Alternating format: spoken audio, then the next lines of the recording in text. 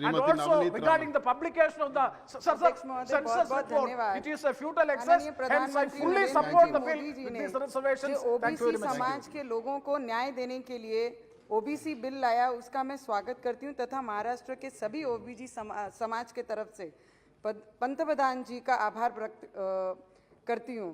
हमेशा महाराष्ट्र में पिछले 2 वर्षों से कुछ भी चीज अगर गलत होती है तो बोलते हैं ना, बच्चों की तरह बड़ों पे उंगली दिखाते हैं कि अगर ये नहीं हुआ तो ये केंद्र सरकार ने नहीं किया, अच्छा हुआ तो मैंने किया, मुझे अप्रिशिएट करे, अगर बुरा होता है तो केंद्र सरकार ने किया। ये तरीके से पिछले 2 सालों से हमारे महाराष्ट्र में चलते आया है।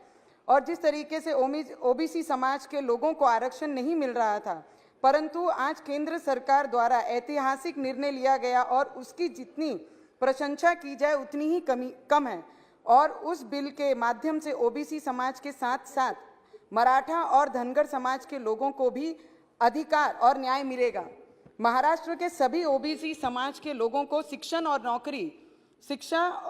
और नौकरी में ओबीसी आरक्षण मिलने के बाद सभी सुविधाएं मिलेंगी तथा उसके जल्द से जल्द लाभ मिलने के लिए मैं इस सदन के माध्यम से महाराष्ट्र सरकार को और महाराष्ट्र के मुख्यमंत्री को आग्रह विनंती करूंगी कि 2 दिन का स्पेशल अधिवेशन बुला के इस बिल के ऊपर चर्चा करके ओबीसी समाज को न्याय देने का काम ये महाराष्ट्र सरकार ने करना चाहिए। ये मैं उनको विनंती करती हूँ। I have just heard the opposition leader has spoke in the morning itself about this bill. उन्होंने बड़ा अच्छे से कहा है कि पिछले ओबीसी समाज में आज भी कई फार्मर्स, कई गरीब, कई विद्यार्थी आज भी गरीब और मिट्टी के घरों में रह रहे हैं। पर इसके पीछे कारण कौन है? जिन्होंने 70 वर्ष राज किया है वो इसके पीछे का कारण है। ओबीसी समाज को न्याय नहीं मिला पाए। क्या आज जो 7 सालों में जो सरकार यहाँ पे बैठी है उन्होंने जो न्याय देने का काम किया वो गलत है कि आप गलत है? ये आप ही खुद अपने विषयों पे एक बार सोचना बहुत जरूरी है। जिस तरीके से पिछले 2014 से, sir 2 minutes, very important. I am very independent, sir. I am neither here. Just 1 minute, 1-2 minutes. जब देवेंद्र जी हमारे महाराष्ट्र के, sir 2 minutes. Navneet ji, sir 1.5. I just want to make a point. Just sir, hold your speech. I'll just you can talk after minute. me. You can talk after. Just hold a minute. See, there are like more 6 people to speak, and there's just 12 minutes. So just stick to 3 minutes, please. Don't make it uncomfortable for me to. Thank you so much.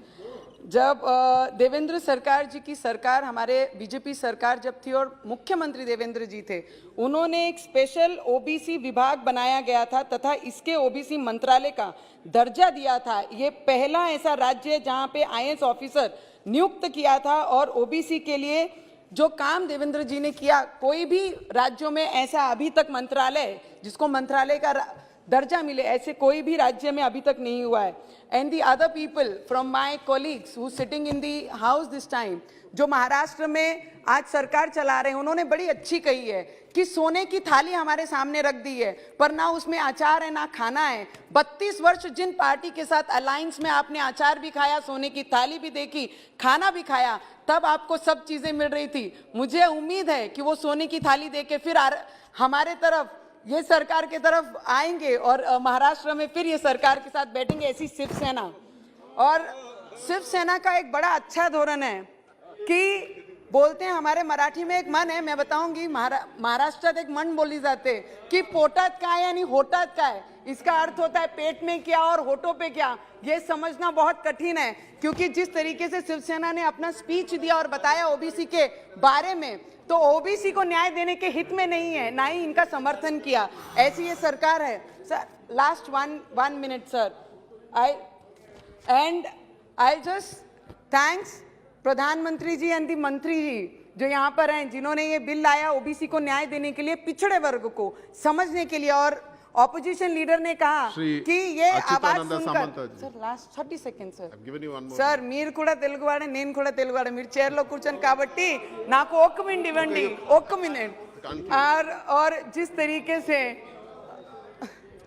Sir, जिस तरीके से opposition वाले ने कहा कि I am from Maharashtra, I am proud of Maharashtra, but I am half part of Andhra and Telangana also, madam.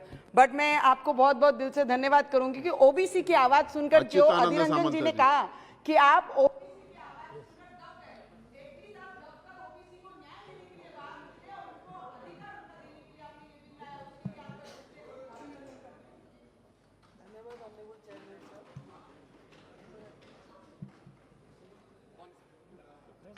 Yeah.